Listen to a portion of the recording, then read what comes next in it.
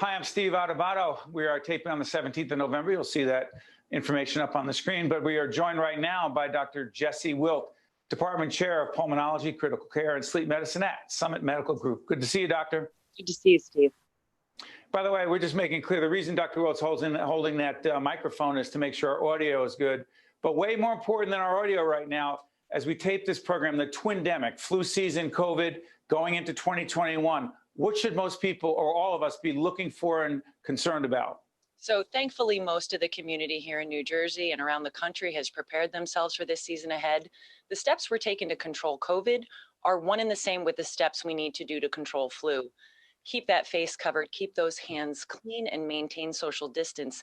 These two viruses are spread by very similar mechanisms: respiratory droplets, high concentration in the nasal passages.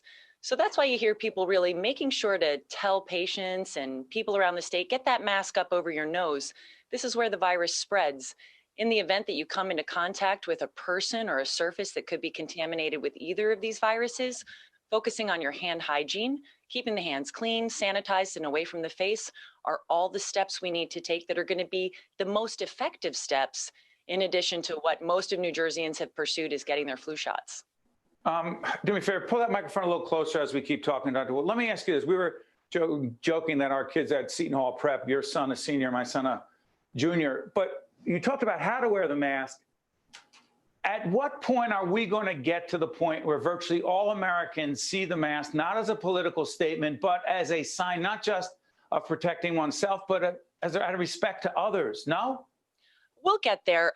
As this virus, unfortunately, we were the epicenter in March and April. The rest of the country didn't see or feel what we felt here in New Jersey. We learned an early lesson. Unfortunately, rates have increased and bloomed across the country, not sparing any state, as most Americans encounter either first or second hand, a dear friend, a loved one, suffering from the ravages of this condition. That's going to be high motivation to continue to pursue a mask as a self-protection mechanism. We haven't had riots over children wearing bike helmets or us wearing seatbelts. Well said. People will get there.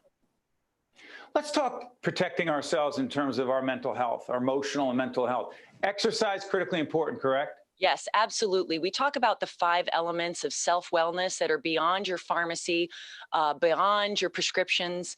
And we talk about sleep, hydration, nutrition, fitness, and mental wellness. People can sleep too much, laying around in bed, becoming lackadaisical. And as the weather turns colder, I mean, you saw it, I saw it. The streets were full of people, dogs, children, bikes, but we're heading into winter. We need to keep up that conditioning. We need to keep up that walking, and we need to support it with healthful nutrition. A lot of people, unfortunately, dug into some deep bad habits, either with sugars or alcohols. We need to stay away from that. Alcohol itself actually erodes your sleep quality. Real quick, about a minute left or so. Any over-the-counter medicines that you advocate that will help us with our immune systems? So there are a lot of trials out there, but one of the best is a supplemental vitamin C up to 1,000 milligrams twice a day is a healthy. Took mine this morning with echinacea. Am I doing the right thing? Doing the right thing. We don't want to hyperdose above those doses. We can get a lot of irritation from the acid in the vitamin C of the lining of the stomach. So yeah, that's one of the safest in addition to your nutrition and hydration. Real quick, gyms, who the heck knows as people watch this open, close, we don't know. Best ways to exercise in your home, even if it's a small space. Yes. So if you go to any of the online platforms where individual artists, there are an enormous amount of fitness professionals that have put free content to video through platforms such as YouTube and others that literally are called the No Equipment Home Workout. They're going to run you through a 20 or 30-minute series of exercises that are going to preserve heart rate, strength, core strength, flexibility, agility, all the things we need to do to keep living well through this time. Hey, Dr. Wilt, in 5.5 minutes, you gave more valuable information than some folks can find in a lot of other media outlets, let's say. I want to thank Dr. Jesse Wilt, Department Chair, Pulmonology, Critical Care, and Sleep Medicine at Summit Medical Group. Dr. Witt, best to you and your family and your colleagues. All the best. Thank you, Steve. You too. I'm Steve Adubato. We'll be right back. State of Affairs with Steve Adubato is a production of the Caucus Educational Corporation.